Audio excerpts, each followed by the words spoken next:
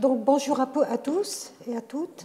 Merci Wendy de m'avoir donné cette opportunité de présenter notre travail. Donc je vais présenter le travail qui a été effectué par l'équipe Interaction Humain-Machine du laboratoire d'informatique de Grenoble. Et on va principalement parler d'interaction multimodale et de modalités d'interaction. Donc je reprends quelques éléments annoncés par Wendy. Le point de départ de l'interaction multimodale, c'est de constater que la communication humaine est par définition multimodale. Et lorsqu'on communique entre des personnes, on utilise bien sûr la parole, des gestes qui accompagnent la parole, mais il y a aussi plein d'autres informations. On parle de communication non verbale, dont la posture, les émotions, le regard, etc. Donc on part de ce constat-là et si on regarde actuellement comment on interagit avec nos ordinateurs, on voit que c'est assez limité. Wendy parlait d'un goulot d'étranglement et on a une souris, un clavier et un écran. Donc ça a été le point de départ, je dirais, de l'interaction multimodale, avec d'un côté une communication assez riche humaine et de l'autre un ordinateur assez restreint pour pouvoir interagir. Et l'idée de départ était d'augmenter les capacités sensorimotrices des systèmes informatiques. Et donc on a vu, Wendy l'a présenté, le système que l'on considère un peu comme le premier système multimodal qui combinait des commandes vocales avec des gestes de désignation. Donc on parle du paradigme d'interaction du Messala où on combine les deux en même temps. Et ça, c'était il y a 40 ans. Et donc, finalement, si on regarde, on se pose la question, qu'est-ce qui est arrivé au grand public aujourd'hui? Ce que l'on a aujourd'hui, parce qu'il y a eu des progrès assez importants faits en reconnaissance de la parole, ce qui est arrivé au quotidien, c'est effectivement la parole et qui a permis de fournir des outils, je dirais, des dispositifs multimodaux, grand public, comme par exemple cette tablette, qui permet, si vous êtes en train de faire de la cuisine et que vous voulez passer à l'image suivante dans la recette et que vous avez les mains sales, ce qu'on voudrait, c'est pouvoir utiliser la parole. Donc, je vais utiliser cette tablette quand je cuisine avec la parole. Et par contre, si je suis dans un fauteuil, j'ai aucune raison d'utiliser la parole et je vais utiliser l'interaction tactile. Donc ici, ce qui est arrivé 40 ans après, c'est plutôt un choix qui est offert à l'utilisateur de la modalité pour interagir. Donc, c'est plutôt un « ou », alors que le premier système, c'était vraiment un « et », c'est-à-dire on va combiner les modalités. Et je pense qu'aujourd'hui, l'étape suivante, et on peut espérer un peu moins de 40 ans, on aura des systèmes de ce type-là au niveau grand public. Mais ce n'est pas encore le cas aujourd'hui. Donc on est plutôt dans laisser le choix à l'utilisateur. Ça, c'est plus facile à développer que ce qu'avait proposé le premier système multimodal. Je voudrais faire aussi, avant de présenter un peu quelques concepts fondateurs de l'interaction multimodale, faire une parenthèse sur la terminologie et juste faire remarquer en termes de terminologie une sorte d'ambiguïté sur le terme multimodal. Multimodal peut référer à multimode ou multimodalité. Et ça, c'est un des problèmes, ce n'est pas forcément un problème, mais disons qu'il y a une certaine ambiguïté sur le terme. Et donc, on a soit des modes, et alors là, multimode, un système multimode, on parle de mode de communication. Donc là, on a classiquement l'écrit, le verbal, le non-verbal et le visuel. Et un bon exemple, c'est nos téléphones aujourd'hui, qui sont multimodales au sens multimode de communication, puisqu'ils permettent, ils offrent tous les modes de communication humains. Donc ça, c'est une façon de voir le multimodal, un système multimodal. L'autre, c'est modalité au sens multimode, voudra dire multimodalité, au sens modalité sensorielle. Donc là, je me réfère à la première leçon que Wendy a fait sur les capacités humaines. Donc on se réfère au sens, aux modalités sensorielles. Donc typiquement la vue, l'ouïe et le toucher qui est utilisé par nos ordinateurs. Et les deux autres, l'odorat et le goût, et un petit peu exploré en recherche, mais pas vraiment étudié.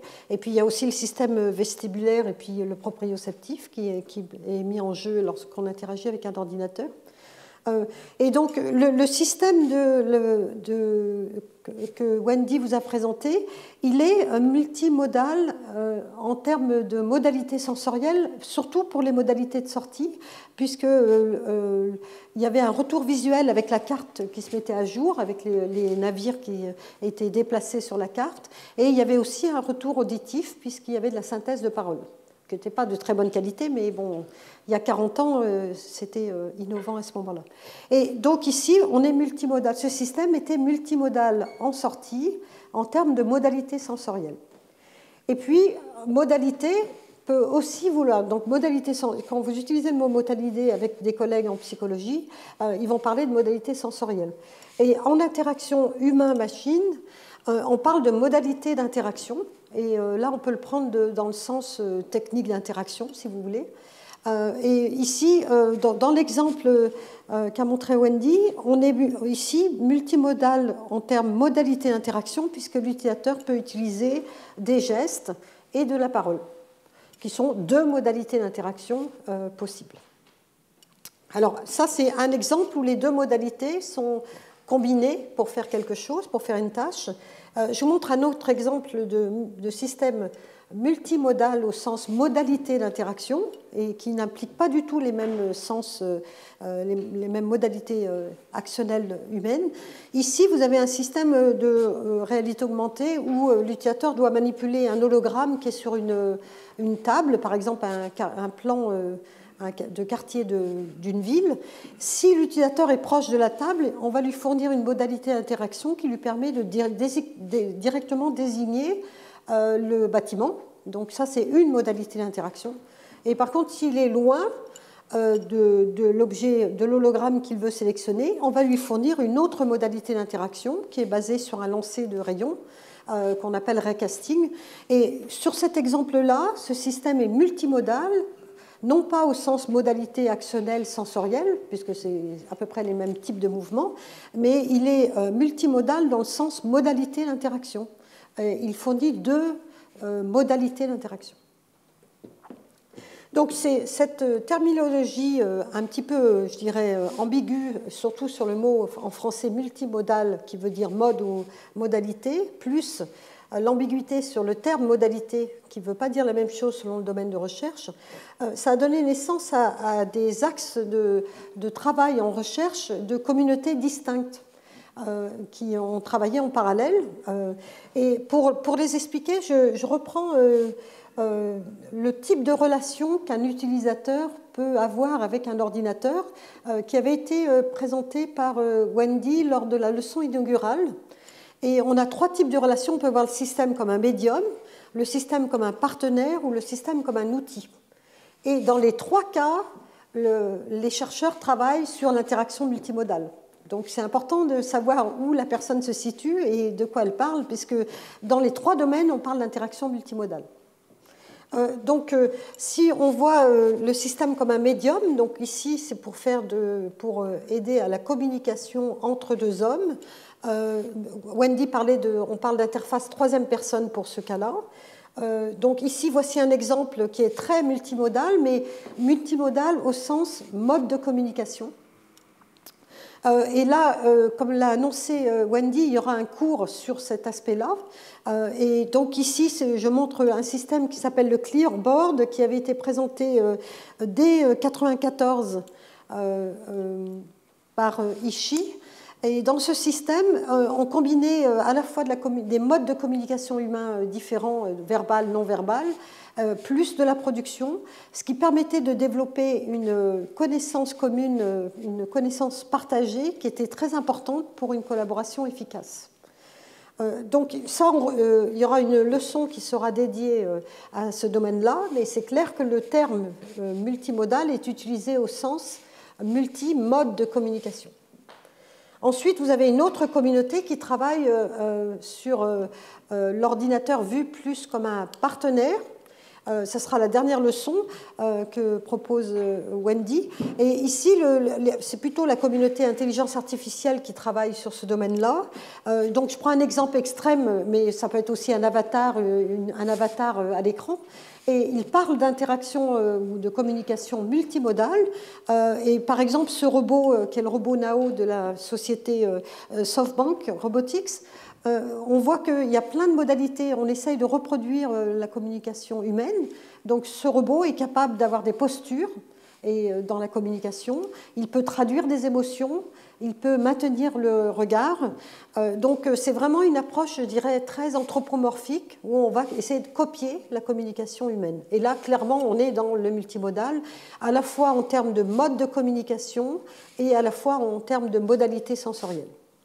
Et le dernier cas, qui est celui qui me concerne en tant que chercheuse en interaction humain-machine, on voit le système comme un outil. Alors certes, c'est un formidable outil, hein, il est extrêmement varié, mais l'important, c'est qu'il est en contrôle de l'utilisateur. C'est l'utilisateur qui contrôle cet outil. Et c'est dans ce paradigme-là que je m'inscris et que je travaille en interaction multimodale. Mais je pense que c'est important d'avoir délimité ces domaines parce que beaucoup de gens travaillent sur l'interaction multimodale mais ne font pas forcément les mêmes types de travaux. Donc c'est important de comprendre dans quel type de travaux on se situe. Donc mon positionnement, c'est de travailler sur l'ordinateur en tant qu'outil. Et donc ici, je vous donne juste un tout petit exemple qui était un prototype qui nous avait permis d'explorer différentes modalités.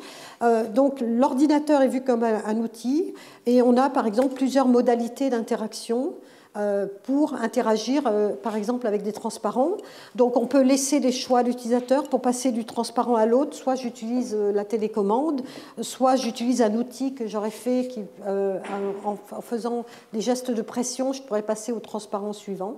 Et puis je peux aussi combiner les modalités, un peu comme dans le système qui combinait des gestes et de la parole. Donc ici, je vais faire un geste de désignation pour désigner un point et je vais avoir un capteur de pression pour désigner le niveau de zoom que je voudrais avoir sur ces transparents. Donc ici, on voit des exemples où on va combiner les modalités ou laisser le choix à l'utilisateur. Et je vais principalement parler de modalités d'interaction plutôt en entrée. Donc là, je prends le point de vue du système, hein, c'est-à-dire, comme l'a expliqué Wendy. Modalité en entrée, d'un point de vue système, c'est tous les moyens d'interaction que l'on va offrir à l'utilisateur pour communiquer avec l'ordinateur. Donc je vais plutôt centrer mon discours là-dessus. Et il y a quatre facteurs importants de la multimodalité dans ce contexte-là, qui sont la variété de types de systèmes, la variété d'utilisateurs, la variété des plateformes sur lesquelles on va faire tourner ces systèmes multimodaux et la variété des modalités d'interaction. Et donc, tout d'abord, sur les types de systèmes et la variété d'utilisateurs, comme l'a dit Wendy, l'interaction multimodale a un rôle à jouer important, déjà au niveau des systèmes qui sont adaptés à certains handicaps et l'utilisation de modalités d'interaction alternatives qui va permettre de franchir des barrières, par exemple motrices, chez l'utilisateur. Donc là, c'est un domaine d'application qui me semble très important de l'interaction multimodale. Dans les systèmes critiques, l'interaction multimodale peut permettre de fournir une interaction beaucoup plus robuste et couplée à des problèmes d'erreur. Ça va sans doute essayer de réduire le nombre d'erreurs.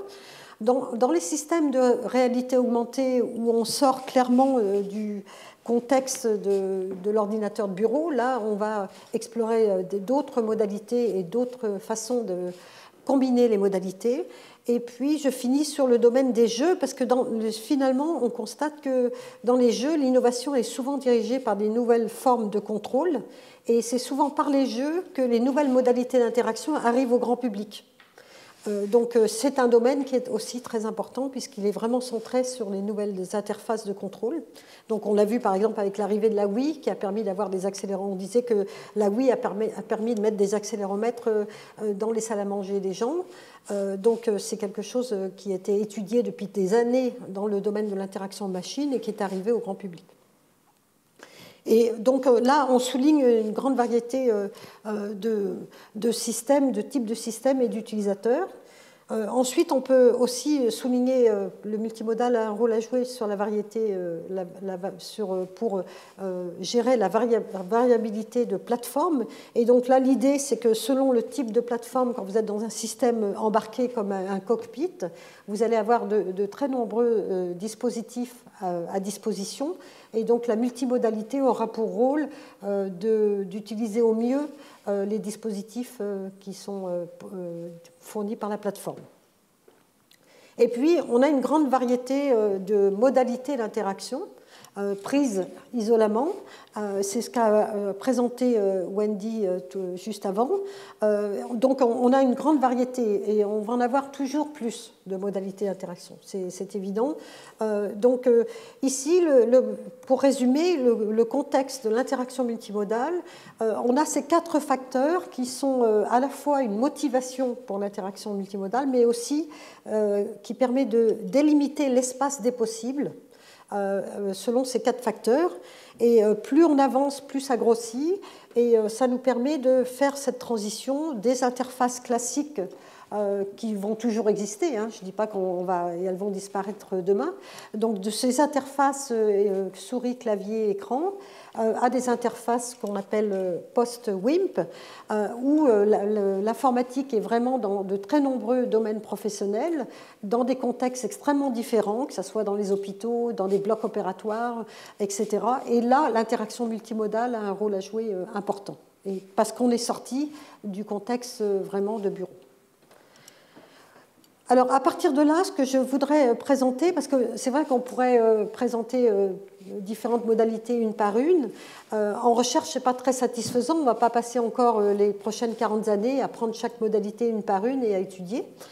Donc, ce qui serait vraiment souhaitable maintenant pour faire avancer le domaine de recherche, la connaissance dans le domaine de recherche, c'est de monter en niveau d'abstraction, de pouvoir caractériser les modalités, de pouvoir raisonner, donc d'aller vers une sorte de théorie de la multimodalité afin de faire avancer le domaine. Donc ça, je le traduis en termes d'espace de conception qui serait un peu l'objectif de recherche pour éviter de regarder chaque modalité une par une indépendamment. Donc, l'espace de conception que je propose va permettre de définir ce qu'est une modalité et de définir comment on pourrait combiner les modalités. Donc, vous avez un utilisateur qui a une tâche à réaliser, donc il a une information à véhiculer, et puis il va choisir une modalité ou des modalités, et ça va donner une expression multimodale, et ce qu'on espère, c'est du côté système, réaliser le code qui va interpréter cette expression multimodale et obtenir ce que l'utilisateur voulait faire au départ. Donc ça, c'est la vision générale. Je voudrais faire une parenthèse sur la sélection des modalités, parce qu'en multimodal, on peut se poser la question qui choisit les modalités d'interaction. Donc vous avez 3 cas, soit c'est le concepteur, donc c'est la partie en blanc, le concepteur décide de choisir les modalités et il n'y a plus aucun choix offert à l'utilisateur. Donc là, on parle de système où il n'y a aucune adaptation possible. Soit le concepteur va offrir plusieurs modalités. Donc c'est par exemple laisser le choix entre faire des commandes vocales ou du tactile ou des commandes gestuelles. Et là, l'utilisateur va choisir. Donc là, on parle d'adaptabilité. On laisse le choix à l'utilisateur. Et dans certains cas, si le système a assez d'informations, le système pourrait choisir lui-même les modalités à utiliser. Donc là, on parle d'adaptabilité et on parle de système. Donc souvent, pour être capable de faire ça, le système doit avoir beaucoup d'informations. Et on parle de système sensible au contexte, c'est-à-dire qu'il va capturer le contexte et à partir de là, choisir les bonnes modalités. Donc là, c'est plutôt pour l'interface multimodale en sortie. Et on parle, au lieu de dire système sensible au contexte, qui par exemple pourrait connaître le niveau sonore, la position de l'utilisateur, etc., on parle aussi de système entre guillemets intelligent, qui va être capable de choisir la modalité. Donc un exemple assez simple, c'est un système qui capterait la position de l'utilisateur par une modalité de localisation et qui choisirait en sortie de mettre par exemple votre téléphone en mode vibration automatiquement parce qu'on rentre dans une salle de cours ou choisir entre la modalité sonore ou vibration. Donc là, le système doit avoir de l'information pour être capable de choisir les modalités. Je ne vais pas développer plus avant. Ça pose de gros problèmes. C'est que là, le système prend des initiatives. Donc je disais, ce qu'on voudrait, c'est quand même laisser le contrôle à l'utilisateur. Donc le problème, c'est comment l'utilisateur va savoir que l'utilisateur a fait ça. Et ça, c'est un des problèmes lorsqu'on part dans des systèmes qui prennent des décisions. Il faut rendre observable tout ça à l'utilisateur. Sinon, moi, je ne sais pas que mon téléphone est en mode vibration. Et si j'attends un coup de téléphone extrêmement important, je veux au contraire ne pas supprimer le son. Donc, il y a toujours ce compromis entre déléguer au système quelque chose et en même temps garder le contrôle. D'accord ? Donc, c'est vraiment un compromis qu'il faut étudier. Sur l'adaptabilité, je vous présente 2 études qu'on avait faites au début des années 2000. Donc, c'était l'arrivée des smartphones et on voit qu'on peut vraiment étudier de très nombreuses modalités d'interaction sur nos téléphones mobiles. Et donc, on avait étudié trois modalités différentes pour gérer son courrier électronique sur téléphone. Donc, on pouvait faire des gestes devant la caméra du téléphone, donc des gestes dans l'air. On pouvait aussi utiliser directement le téléphone en l'inclinant. Donc, si j'inclinais mon téléphone vers le bas, ça faisait naviguer dans ma liste de mails, de courriers, la manipulation directe et puis des commandes vocales.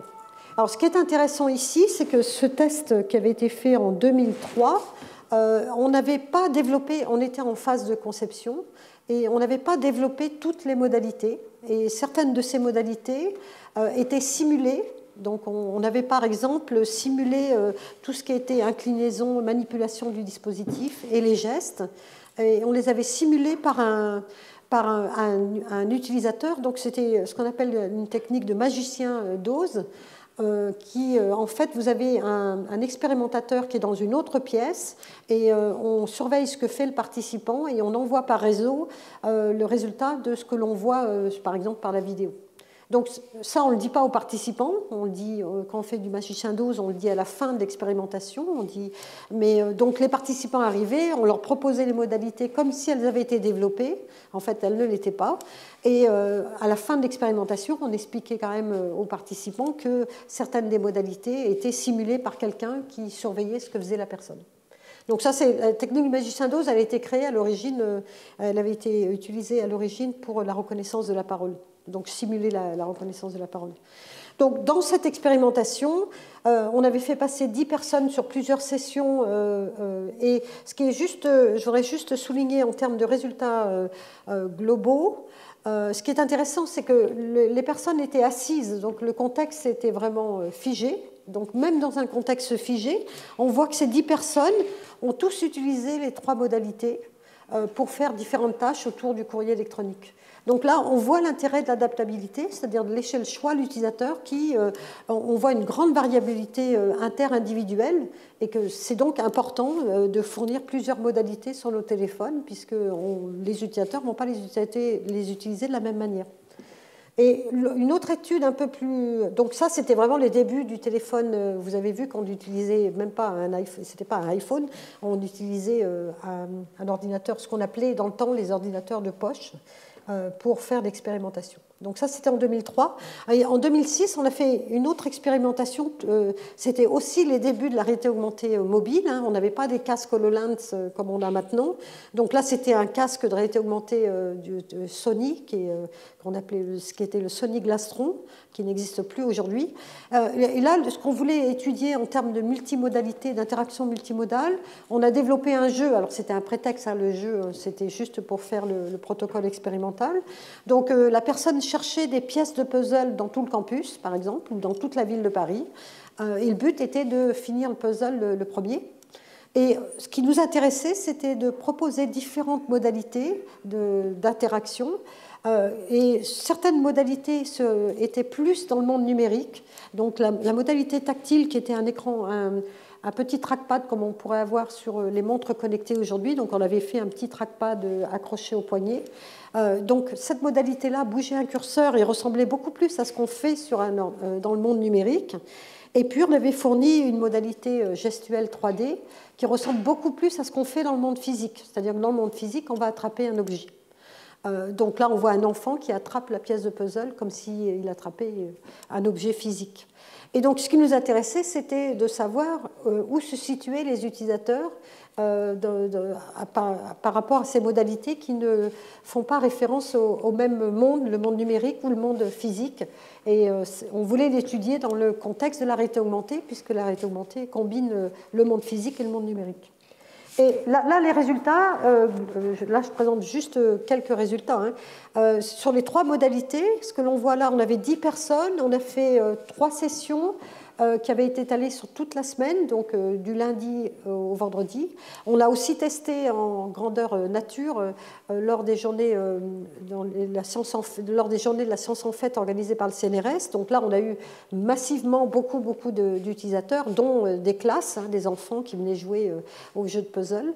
Mais là, sur 10 personnes, pendant 3 sessions, pendant une semaine, ce que l'on voit, c'est tout d'abord toujours une grande variabilité interindividuelle. Tout le monde utilise les 3 modalités, donc c'est important de les fournir, je pense.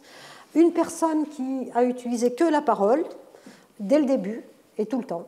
Donc c'est une personne qui a dû tester la parole, qui a vu qu'elle marchait très bien, les commandes vocales marchaient très bien, et est restée sur la parole. Et ce qui est intéressant, c'est de regarder aussi, de souligner l'évolution dans l'usage des modalités. Et donc là, j'affiche pour chaque participant, pour les 10 participants, j'affiche la première session et la dernière session. Et ce que l'on voit ici, par exemple, sur cette colonne-là, le participant 1, la première fois, lorsqu'il explore les différentes modalités, à condition qu'on lui ait expliqué ces modalités, il va utiliser du geste, du tactile, il va utiliser ces 2 modalités. Il n'a jamais utilisé la parole.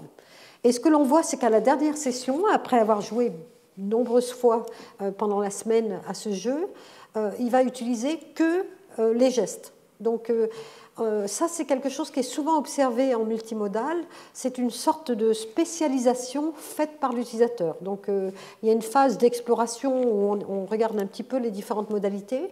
Et puis, quand on a compris quelles sont les modalités qui marchent bien pour soi, pour différents types de tâches, on va se spécialiser sur cette modalité. Donc là, on voit un participant 1 qui va utiliser que des gestes dans l'air à la dernière session. On voit ici un autre participant qui, après avoir exploré, utilise que le tactile. Donc à la fin, il n'utilise que le trackpad ou la sorte de montre connectée qu'on avait mis au poignet. Et on voit ici quelqu'un qui, après avoir exploré les 3 modalités, s'est finalement spécialisé sur la parole. Et là encore, on voit l'intérêt de l'adaptabilité, c'est de laisser le choix à l'utilisateur, parce que ici, on voit 3 personnes qui, quand bien même ils auraient exploré un peu toutes les modalités, ont spécialisé vers une modalité, et ce n'est pas la même pour chacune des personnes. Donc ça, c'est important en termes de choix offerts à l'utilisateur. Donc là, je reviens sur cette vue un peu plus conceptuelle du problème de la multimodalité. Donc là, j'ai fait un aparté sur qui choisit la modalité, et en particulier laisser le choix à l'utilisateur. Et maintenant, je vais définir ce que c'est qu'une modalité d'interaction et comment on peut combiner ces modalités. Donc, pour définir une modalité d'interaction, on propose une définition à 2 niveaux d'abstraction, le niveau physique et le niveau logique. Et on l'a appelé le niveau physique dispositif, qui est manipulé par l'utilisateur pour une modalité en entrée. Et pour le niveau logique, on parle de langage d'interaction. Donc cette définition à deux niveaux d'abstraction est intéressante parce qu'elle prend à la fois le point de vue de l'utilisateur, et nous permet de raisonner du point de vue de l'utilisateur, mais aussi du point de vue système. Et vous vous doutez qu'en termes de réalisation logicielle, les plateformes pour réaliser des interfaces multimodales, on aura des composants logiciels, donc des éléments de code qui seront dédiés au dispositif et des éléments de code qui seront dédiés à développer des langages d'interaction. Donc, du point de vue humain, on avait travaillé avec des collègues de laboratoire de psychologie appliquée de l'Université de Cambridge qui proposaient une théorie qui s'appelle ICS. ICS veut dire Interactive Cognitive Subsystem, qui avait été proposée en 80, c'est une théorie de psychologie, qui a été proposée par Phil Barnard en 89.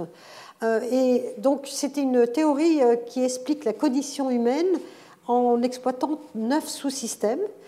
Et ce n'était au départ pas du tout destiné à être étudié en recherche en interaction humain-machine. C'est étudié, par exemple, ICS était étudié pour, par exemple, étudier des dépressions nerveuses chez des personnes. Donc c'était une théorie de psychologie, mais ce qui était intéressant, c'est qu'elle utilise des termes d'informaticiens. Donc pour nous, c'était intéressant parce que c'était assez facile de collaborer avec ces personnes.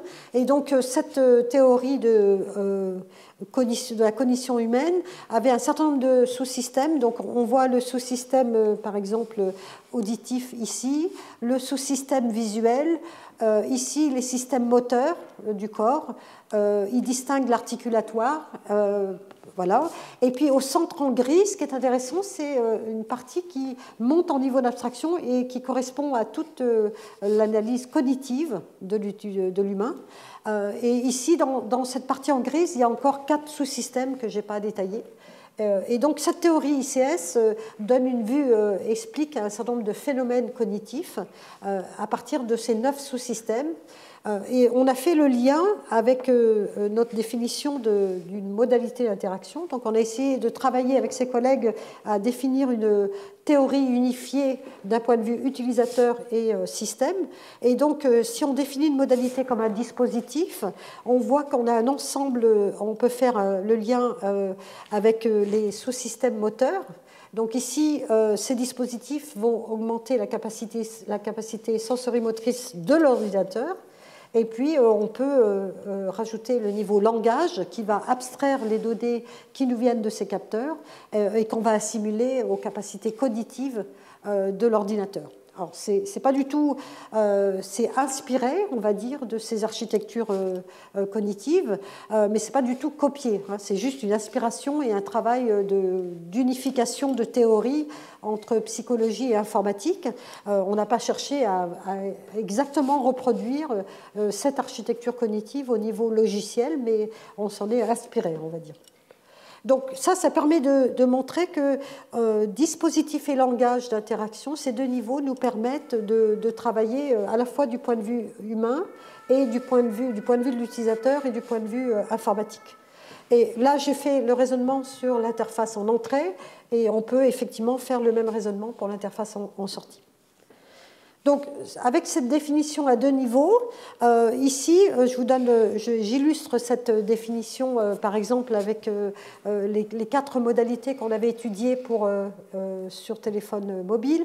Et ce qui est intéressant ici, c'est surtout de noter qu'on a vraiment un langage gestuel devant une caméra en 3D pour naviguer, etc. Et ici, on a un autre langage gestuel. Et ce qui est intéressant, c'est que les deux langages ne sont pas les mêmes. D'un point de vue utilisateur, il va falloir qu'ils les apprennent. C'est-à-dire que si je vous donne un téléphone, vous ne savez pas comment incliner le téléphone pour faire des commandes. Donc, il va falloir apprendre ces langages. Donc, c'est important de bien les distinguer. Et d'un point de vue informatique, on va développer des éléments de code, des composants logiciels qui seront différents pour les différents langages, bien évidemment. Donc là, on voit que cette définition nous permet d'avoir vraiment les deux points de vue, ce qui est intéressant. Alors, on peut caractériser, ce qu'il faudrait, et c'est vraiment l'étape actuelle, je pense, c'est caractériser maintenant une modalité, parce qu'on ne va pas encore passer 40 ans à travailler, ah bah tiens, une nouvelle modalité, ah bah tiens, un nouveau dispositif, on va se mettre à travailler dessus, etc. Donc, il va falloir qu'on monte en niveau d'abstraction, ça serait souhaitable, et qu'on puisse définir une sorte de théorie pour pouvoir raisonner à plus haut niveau d'abstraction que les instances des modalités d'interaction. Donc, par exemple, je ne vais pas rentrer dans le détail, mais on pourrait, par exemple, caractériser le niveau physique d'une modalité en reprenant cette idée de passif-actif, qui veut dire que l'utilisateur intentionnellement va manipuler la modalité ou pas. Donc, par exemple, le regard, on peut considérer que le regard est une modalité passive, parce que l'utilisateur, de toute façon, doit regarder quelque chose avant de manipuler. Donc, on est dans quelque chose qui est non intentionnel ou actif. Donc, ce qui semble pertinent, c'est de combiner une modalité passive avec une modalité active, par exemple. Donc, ça, c'est vraiment des choses à explorer. Privé-public est important. Je pense que c'est un critère de choix important chez les utilisateurs, de savoir si je peux utiliser cette modalité dans un lieu public. Ou non. Est-ce que je vais avoir l'air bête à faire des grands gestes dans l'air alors que je suis dans le métro dans Paris, par exemple. Et puis après, il y a le côté éphémère ou non, c'est-à-dire est-ce que je dois démarrer la modalité, comment je délimite l'usage de la modalité. Ce sont des caractéristiques que l'on pourrait continuer à essayer d'étudier.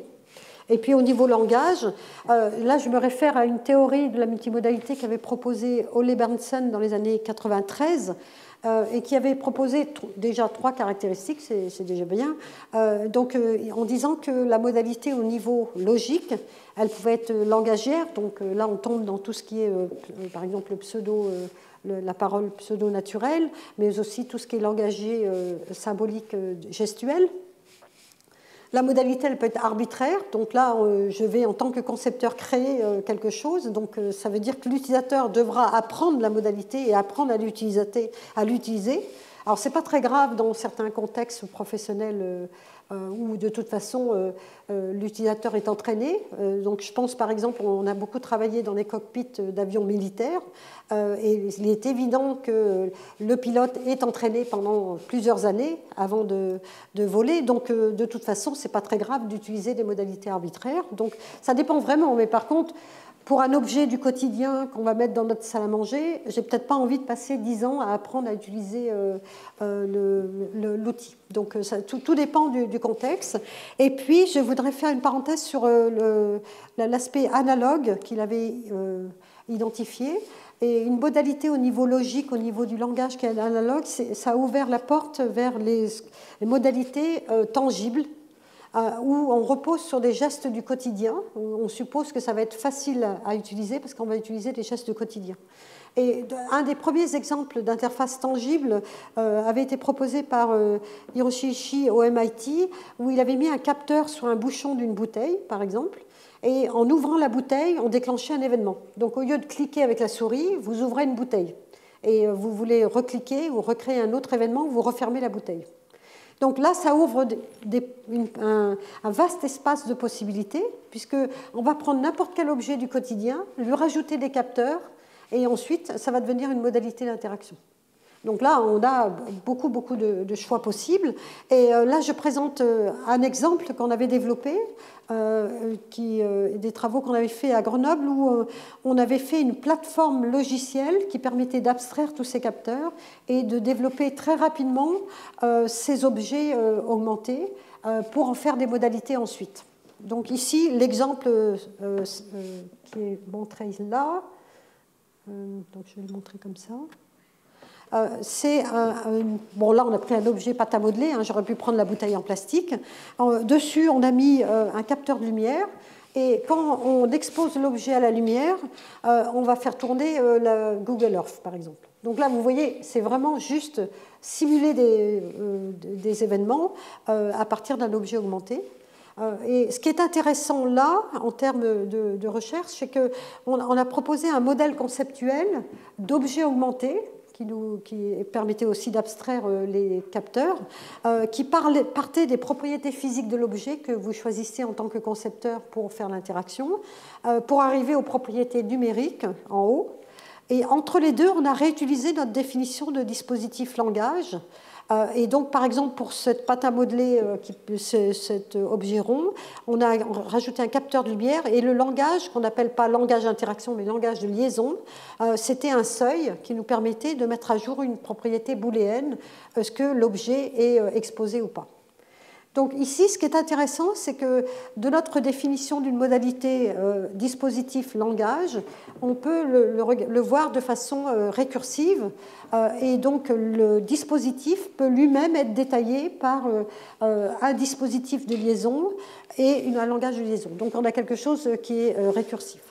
Et donc cet outil-là, ce travail-là a permis de travailler sur une plateforme logicielle qui permet de développer rapidement ce type d'objet et d'explorer plein de possibilités en situation de recherche. Donc c'est un outil de prototypage qui permet de faire ça. Donc, jusqu'à là, ce que je vous ai montré, c'est la définition d'une modalité d'interaction en termes de dispositif langage avec ses caractéristiques. Et donc, on voit que ça définit un vaste espace de possibilités qu'on doit explorer, qui est quand même très large. Et on peut aller encore plus loin en regardant les relations entre modalités d'interaction. Et là, on présente 4 relations possibles que l'on peut choisir d'implémenter dans un système multimodal. On l'appelle les propriétés CARE parce que ça signifie complémentarité, qui est une forme de relation, assignation, redondance et équivalence. Donc, on va regarder un exemple de chaque et pourquoi on ferait ça, quel serait l'apport de ce type de relation en interaction multimodale. Donc, un ensemble de modalités peuvent être équivalentes, redondantes ou complémentaires par rapport à la réalisation d'une tâche. Donc, on se positionne toujours entre modalité et tâche à réaliser. Donc, on pourrait dire qu'un ensemble de modalités est complémentaire pour réaliser une tâche. Et puis, on peut avoir l'absence totale de choix lorsque le concepteur va décider d'assigner une modalité à une tâche. Donc ici, vous avez soit l'assignation où on va associer, on n'a pas le choix, si l'utilisateur veut réaliser la tâche T2, il doit utiliser une modalité qui est prédéfinie. Et par contre, pour la tâche 1, il peut, l'équivalence qui est le contraire de l'assignation, choisir une des modalités possibles. Et donc l'équivalence se reporte à ce qu'on a appelé l'adaptabilité juste avant. Alors, je mets un exemple d'assignation. Donc, par exemple, ici, alors, il y a eu beaucoup d'exemples comme ça. Donc là, je vous montre un des premiers exemples qui avait été fait en 1999 dans l'équipe. Mais il y a eu bien d'autres exemples après, avec les téléphones mobiles surtout. L'idée, c'est on a une modalité qui est donc le toucher sur l'écran tactile du téléphone. Ici, sur un ordinateur, c'est la souris. Donc, on a une modalité qui est quand même extrêmement chargée, où on fait tout avec aujourd'hui. Donc, aujourd'hui, je fais tout avec la souris et mon clavier sur mon ordinateur. Donc, l'idée, c'est de laisser nombreuses tâches à cette modalité-là, mais d'assigner une autre tâche pour des choses qui sont, je dirais, entre guillemets, annexes, mais en fait, ce sont des tâches qu'on appelle articulatoires, qui sont des tâches qui ont été rajoutées parce que l'ordinateur. Et un bon exemple de tâche articulatoire, c'est le défilement. Le défilement n'est pas quelque chose qui existe dans le monde réel, mais on a de partout cette barre de défilement. Et ce que l'on voit, c'est que où on a une palette, et ce qui se passe, c'est que si on n'a qu'une seule modalité, l'utilisateur passe son temps à changer de contexte, qu'on appelle contexte graphique. Donc, pour augmenter la performance en interaction multimodale, on va rajouter une modalité qui va décharger un peu la première modalité. Donc, ça a été largement étudié depuis ce système-là sur les téléphones mobiles pour décharger le touch, la modalité touch, par d'autres modalités, et en particulier pour faire le défilement sur l'écran de nos téléphones. Donc ici, ce qui a été conçu, c'est une autre modalité qui permet de remplacer donc la barre de défilement et qui est basée sur des tout petits gestes que l'on fait naturellement lorsqu'on lit à l'écran, qui est de baisser un tout petit peu la tête pour faire défiler, pour regarder le bas du document. Sur la vidéo que je vous montrais, ici on voit des briques roses, ça peut paraître bizarre, mais ça c'était le protocole expérimental qu'on a mis en place. Imaginez qu'à la place de ces briques violettes, vous avez un document Word. Et donc on va libérer la souris qui va travailler sur le texte, et on va, avec des tout petits gestes de la tête, on va faire défiler, on va faire défiler le texte. Donc c'était basé sur un système de vision par ordinateur qui a été développé dans l'équipe, qui est assez robuste, comme on voit, parce que l'utilisateur peut s'éloigner de l'écran, donc c'était indépendant de la distance. Et donc les tout petits gestes permettent de faire défiler le document.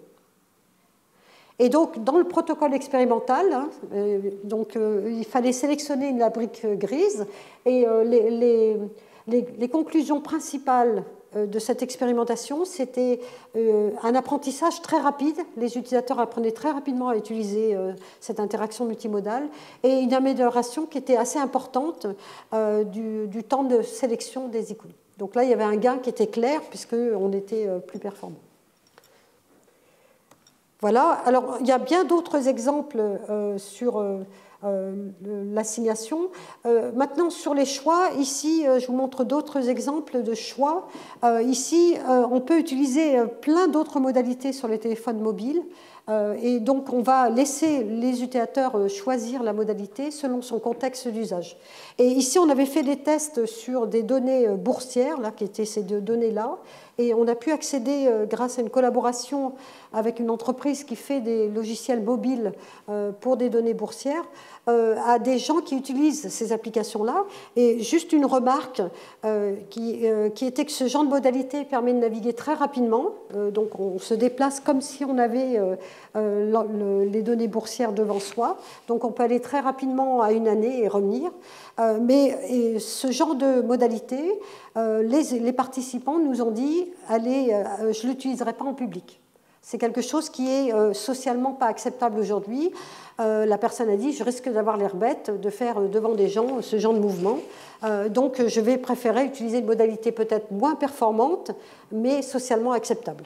Par contre, ça, je suis d'accord pour le faire quand je suis seule chez moi, sur mon canapé. Par contre, pourquoi je n'utiliserai pas mon ordinateur? Je pense que quand vous jouez en bourse et que vous êtes à la maison, vous utiliserez plutôt votre ordinateur que votre téléphone. Mais bon, imaginons à la maison. Donc, ils sont d'accord pour l'utiliser seul, mais pas en public. Donc, c'est juste une remarque sur l'adaptabilité. C'est important de fournir différentes modalités d'interaction parce que, surtout pour les supports mobiles, puisque on va avoir différents contextes d'usage et on ne va pas utiliser les mêmes modalités selon le contexte. Ensuite, après l'assignation et l'équivalence, deux propriétés qui sont la complémentarité. Et donc là, un des premiers systèmes qu'on a développé 10 ans après le système que vous a présenté Wendy, en 1992, ici on avait combiné de la parole. Alors c'est vrai que les débuts de l'interaction multimodale c'était de la parole dans les années 90. Donc ici le système qu'on a développé, ça combinait de la parole, mais pas avec des gestes dans l'air, mais avec la souris. Donc ici on pouvait par exemple dessiner une fleur qui était de toutes les couleurs. Donc ça, c'était en 92. Donc on avait testé ce système-là qui combinait paroles. Et je pense que c'était vraiment des premiers systèmes multimodaux qui avaient été étudiés en France suite aux travaux du MIT. Et ça a été repris 10 ans plus tard. Wendy a présenté un autre exemple 10 ans plus tard ensuite. Mais juste pour vous montrer qu'il n'y a pas que la parole en multimodal. Et ici, ça a été repris en interaction à deux mains, où on peut effectivement dessiner avec une main, donc le stylet, et avec la deuxième main, changer la couleur. Donc ici, on fait par exemple un trait multicolore. Ça serait très difficile à faire si on n'avait pas le multimodal. Donc là, on voit le gain de performance d'augmenter les capacités sensorimotrices de l'ordinateur. Alors, un autre exemple, je ne vais peut-être pas développer, mais un autre exemple d'interaction multimodale sont avec du suivi du regard. Et donc, il y a eu plusieurs études pour améliorait le pointage en utilisant le suivi du regard. Donc, on continue à utiliser la souris, hein, parce que le regard, ce n'est pas un outil de pointage chez l'homme. Donc ça, ce serait une erreur, sauf dans le cas où la personne serait vraiment handicapée et n'aurait pas le choix. Mais si vous avez essayé des systèmes où on peut utiliser le regard pour ouvrir un menu, c'est extrêmement difficile à faire, parce qu'en termes de charge cognitive, c'est difficile. Donc, on va laisser la souris, c'est la souris qui pointe, mais on va améliorer le pointage en utilisant du suivi du regard. Donc ici, on avait proposé un système dans les années 2009 où on avait, dès que vous bougez la souris, on fait apparaître plein de curseurs à l'écran, donc une matrice de curseurs, et le curseur qui est actif est celui que vous regardez. Et là, on a observé des gains de performance en pointage très importants, donc c'est le bleu, donc ça c'est le système qu'on a développé. Et si on compare au rouge, qui est le contrôle, c'est-à-dire la souris toute seule, donc on a un gain qui est de l'ordre de 38%, donc c'est très important quand on pense au nombre de fois où on va pointer dans la journée sur notre écran, on a un gain qui est très important. Et par contre, on le compare aussi, on a un gain qui est aussi tout à fait important vis-à-vis de la courbe verte, qui correspond à l'idée de base, qui serait de dire, bon, ben, je vais faire sauter le curseur là où je regarde à l'écran. Alors, le problème de faire sauter le curseur, de façon générale, manipuler le curseur, ce n'est pas une bonne idée. L'utilisateur, il perd le contrôle et il n'aime pas. Et donc, on voit qu'on a un gain à ne pas faire sauter le curseur et à montrer plein de curseurs à l'écran pour éviter de désorienter l'utilisateur. Dès que vous faites sauter le curseur, il y aura une perte de temps à retrouver où est le curseur. Donc là, l'idée du système de base avec le eye tracking, c'était de faire sauter le curseur là où on regarde, mais ça, ce n'est pas forcément performant. Et on propose, avec cette approche, on affiche plein de curseurs à l'écran, d'éviter de faire sauter le curseur. Et enfin, la redondance, qui est la quatrième relation. Donc là, on voit que la redondance, c'est demander à l'utilisateur d'utiliser deux modalités pour faire une seule tâche. Et il ne pourra faire cette tâche que si il utilise les deux modalités. Donc c'est vraiment obligatoire d'utiliser les deux modalités. Donc là, par exemple, on utilise deux modalités dans le cockpit d'un avion pour une tâche qui serait, donc l'exemple c'est de marquer un point au sol, donc pour identifier le nom de la commande, marquer ne sera fait que si l'utilisateur utilise les manettes qu'il a dans les mains, le pilote, et une commande vocale. Donc s'il n'y a pas les deux, la tâche ne sera pas déclenchée. Donc redondance, c'est souvent pour augmenter la robustesse de l'interaction et être sûr que l'utilisateur veut marquer un point au sol, par exemple. Donc dans le cockpit d'avion, on a aussi développé des interactions complémentaires. Donc on a vraiment développé les quatre différentes relations, mais en particulier la redondance. Et ce qui est intéressant de noter, c'est que pour les deux dernières complémentarité et redondance, on doit implémenter des contraintes temporelles qui deviennent importantes. Donc, on peut avoir des relations très différentes. Là, j'ai mis les relations temporelles de Allen, mais il va falloir, au niveau informatique, décider comment on va fusionner toutes ces informations. Donc, il faut développer un moteur de fusion pour la redondance et la complémentarité et jouer sur les aspects temporels. Donc, si par exemple, je prends l'exemple de la redondance, si j'appuie sur un bouton et puis une demi-heure après, je dis marquer, est-ce que là, je vais considérer que c'est de la redondance ou pas? Donc, je pourrais décider que ma fenêtre temporelle est très très large, donc je serais dans ce cas-là, et là, il y aurait une demi-heure entre les deux modalités. Donc là, il y a des choix à faire, et ce qui est important, c'est que dans le moteur de fusion, il va falloir prendre en compte ces contraintes temporelles que l'on veut, et sans doute les mettre au point par différentes expérimentations. Voilà, donc pour finir, je voudrais juste revenir sur un point sur le développement de ce genre d'interface. Donc on voit un grand espace de possibilités, on peut agrandir cet espace de possibilités, on peut rajouter des étoiles dans cet espace de possibilités en combinant les modalités, par la redondance, l'équivalence, la complémentarité, ou l'assignation non, mais l'équivalence, la complémentarité et la redondance. Et en termes d'exploration de cet espace, c'est un problème, c'est que si on veut avancer dans le domaine de recherche, il va falloir explorer toutes ces étoiles. Et le problème, c'est que c'est très difficile à évaluer, à développer et à évaluer. Donc, je voudrais juste faire une remarque sans rentrer, il faudrait une leçon complète là-dessus, sur les contributions qui, elles, sont là de ce coup-ci en ingénierie de l'interaction multimodale. C'est que ce qu'il faut bien savoir, c'est qu'aujourd'hui, il n'y a aucun outil de boîte à outils multimodale qui existe. Et ça, c'est un frein important si on veut voir de plus en plus d'applications multimodales grand public. Et donc, les entreprises ne vont pas passer des années à développer à chaque fois des interfaces multimodales. Et à chaque fois qu'on développe, on repart à zéro, quasiment. Et donc, il y a eu beaucoup de travaux dès les années 2000 sur faire des plateformes de prototypage. Mais c'est vraiment des outils de prototypage pour les chercheurs qui vont accélérer l'exploration de ce grand espace de possibilités. Et ce qui est intéressant, c'est de voir que toutes ces plateformes logicielles, alors c'est un gros travail d'ingénierie, hein, avec trouver les solutions d'ingénierie pour définir ces composants, toutes ces plateformes proposent des enchaînements de composants. Donc on va assembler des composants. Et une des plateformes, on en a développé plusieurs à Grenoble, mais une des plateformes qui était le projet Open Interface dans les années 2008-10, on reprenait explicitement notre modèle conceptuel. Et donc, on avait des composants qui étaient des dispositifs, des composants qui étaient des langages, et on avait une grande quantité, on avait un repository de langage, un repository de dispositifs, et puis on avait des composants qui étaient la complémentarité, la fusion complémentaire, la fusion redondante, et pour se connecter à une application, on avait un composant qui était tâche. Et donc ça, ce composant tâche nous permettait de nous connecter aux applications, à Google Earth, enfin, un jeu vidéo, etc., etc. Donc, mais ça, c'est des outils de prototypage. Et dans l'industrie, ils vont réfléchir. Il n'y a pas vraiment de boîte à outils multimodale qui existe et on va repartir à chaque fois à zéro, ce qui explique pourquoi il y a peu de systèmes multimodaux grand public. Voilà, alors il me reste 5 minutes, donc je vais accélérer sur ce point-là, mais je voudrais juste conclure sur les apports de l'interaction multimodale. Donc, ce qu'on a vu, c'est que si on a envie d'aller vers ces étoiles, c'est pour la flexibilité, et je pense que c'est très important pour surtout l'interaction en situation mobile, puisque les contextes d'usage seront différents.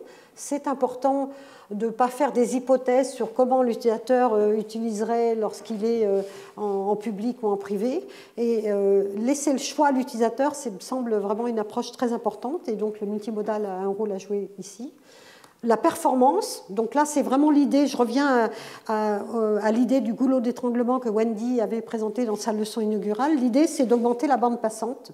Et si on augmente la bande passante, eh ben, on va être plus efficace. Et donc, on va augmenter les performances. Et on a vu plusieurs exemples où on va augmenter les performances. Et le dernier point, c'est l'accessibilité, qui est quand même un domaine important de l'interaction multimodale pour pallier certains handicaps qui peuvent être passagers. Par exemple, on peut considérer que quelqu'un qui est sur un vélo et qui veut interagir avec son téléphone, c'est sans doute, on ne veut pas pouvoir regarder l'écran, et ça revient à une personne qui ne pourrait pas voir l'écran comme une personne malvoyante ou aveugle.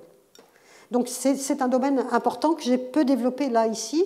Et je voudrais vous montrer un exemple qui est en cours, pour finir, de ce que l'on fait pour l'accessibilité. Alors, je vais passer rapidement.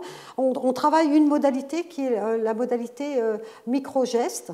Donc, on a développé un gant qui est un prototype de recherche. Le vrai système sera sans doute pas un gant, ce sera une bague, ce sera une caméra extérieure qui va se... Donc là, en prototype de recherche, on a développé un gant qui nous permet de capturer tous les gestes que l'on veut. On a un vocabulaire, donc le langage gestuel est très riche, des micro-gestes de la main. On peut avoir différentes zones des doigts et les ongles. Et on a défini une notation pour montrer l'espace des possibles qui est très large. On a une notation qui s'appelle microglyphes qui va être présentée la semaine prochaine dans une conférence qui est basée sur des glyphes pour définir tous ces micro-gestes. Donc ici, pour définir ce geste-là et dire que le doigt descend, on va mettre une flèche. Et puis on va mettre un rond vide, un rond plein pour dire qu'il y a le contact, le toucher. Et puis qu'on a touché le pouce avec le rond rouge.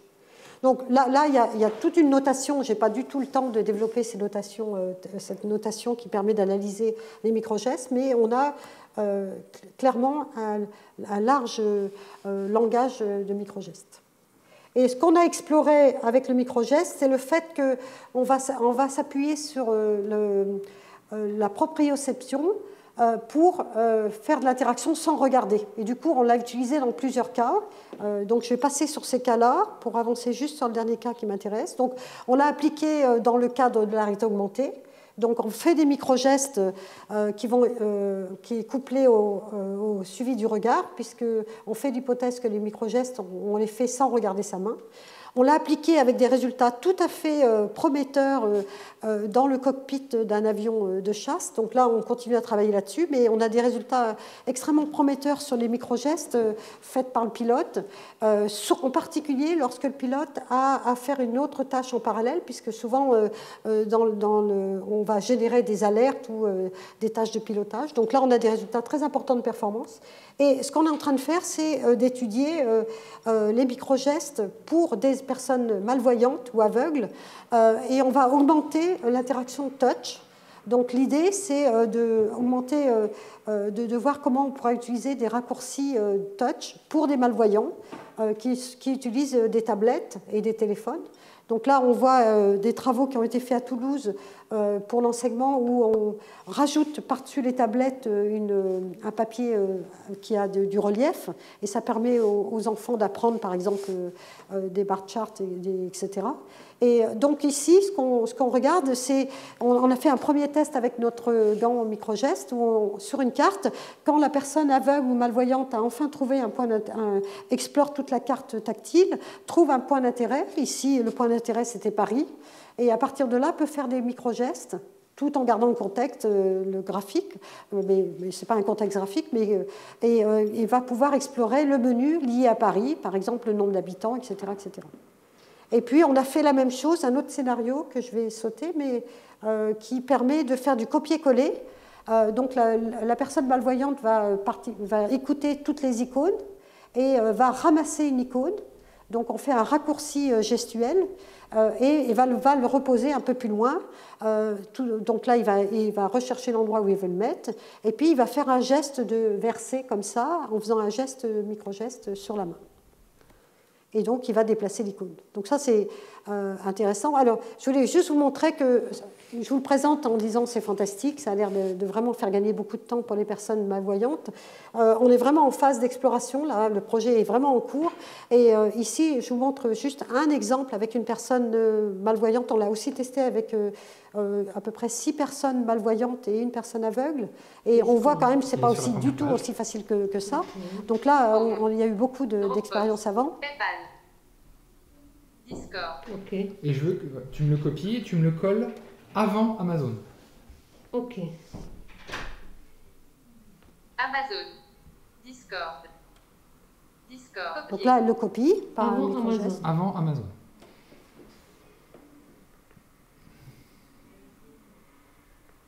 Amazon. Facebook. Amazon. Où voulez-vous déplacer l'icône?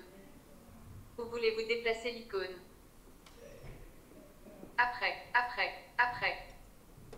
Avant. Voilà. Avant. Donc, Coller. Avant. ça permet de finir sur ce point-là. C'est que ce n'est pas aussi facile que ça, et que cognitivement, les microgestes, ça paraît très rapide. Bon, on peut les faire sans regarder, mais en termes de charge cognitive, c'est à étudier, et on voit souvent des erreurs sur le doigt. C'est-à-dire que quand vous êtes en situation d'interaction, finalement, on se trompe de doigt si vous n'avez pas les mêmes commandes sur chaque doigt. Donc là, il va falloir aller un peu plus loin et étudier ça plus en détail. Donc, on voit les apports, mais je voudrais finir sur cette idée-là. Attention aux limitations des capacités humaines et à la charge cognitive, parce que je pense que c'est un problème. L'apprentissage des modalités, c'est pas toujours... si le langage est arbitraire, il va falloir apprendre, donc c'est quelque chose qui est à prendre en compte dans l'interaction multimodale. Les transitions entre modalités, on l'a vu sur l'interaction multimodale sur téléphone mobile, le temps de transition, on va changer de modalité pour avoir un gain de performance, mais le temps de revenir à l'autre, on va le perdre. Donc, les transitions entre modalités est quelque chose à étudier. Et enfin, les connaissances des modalités disponibles. Ce n'est pas parce que vous allez passer 1 an à développer des modalités et de l'interaction multimodale que l'utilisateur va spontanément les utiliser. Donc, il y a aussi un problème de connaître les modalités et savoir quel type de modalité le système offre à l'utilisateur. Et ça, c'est un problème. Voilà, je vous remercie de votre attention.